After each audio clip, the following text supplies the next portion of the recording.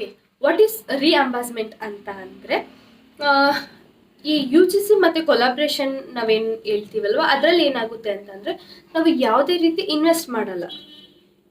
ಓಕೆನಾ, ನಾವು ಯಾವುದೇ ರೀತಿ ಪ್ರಾಡಕ್ಟ್ನ ಪರ್ಚೇಸ್ ಮಾಡಲ್ಲ. ಬ್ರ್ಯಾಂಡೇ ನಮಗೆ ಪ್ರಾಡಕ್ಟ್ನ ಕೊಡುತ್ತೆ. ಕೆಲವೊಂದು ಬ್ರ್ಯಾಂಡು ಪ್ರಾಡಕ್ಟ್ನ ಜೊತೆಗೆ ಪೇಮೆಂಟ್ ಕೂಡ ಕೊಡುತ್ತೆ. ಬಟ್ ರಿಅಂಬರ್ಸ್ಮೆಂಟಲ್ಲಿ ಏನಾಗುತ್ತೆ, ನಾವು ಪರ್ಚೇಸ್ ಮಾಡಬೇಕಾಗುತ್ತೆ. ಫಾರ್ ಎಕ್ಸಾಂಪಲ್, ಪರ್ಟಿಕ್ಯುಲರ್ ಆಗಿ ಯಾವುದೋ ಒಂದು ಬ್ರ್ಯಾಂಡು ರಿಅಂಬರ್ಸ್ಮೆಂಟ್ ಕೊಲಾಬ್ರೇಷನ್ ನಡೀತಿದೆ ಅಂತ ಹೇಳಿ ನನಗೆ ಅಪ್ರೋಚ್ ಮಾಡ್ತಾರೆ.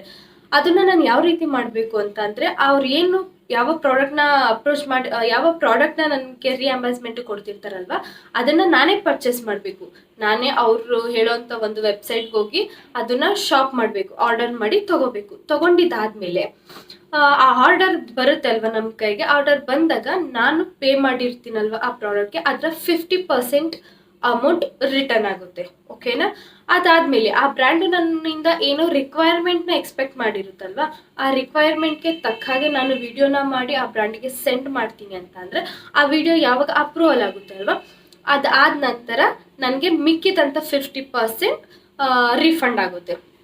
ಓಕೆನಾ, ಇದು ಯಾವ ರೀತಿ ಅಂತ ಅಂದರೆ ಲೈಕ್ ಬಾಟರ್ ಕೊಲಾಬ್ರೇಷನ್ ಥರ. ಬಟ್ ನಾವಲ್ಲಿ ಯಾವುದೇ ರೀತಿ ಪರ್ಚೇಸ್ ಮಾಡಲ್ಲ, ಯಾವುದೇ ರೀತಿ ಇನ್ವೆಸ್ಟ್ ಮಾಡಲ್ಲ.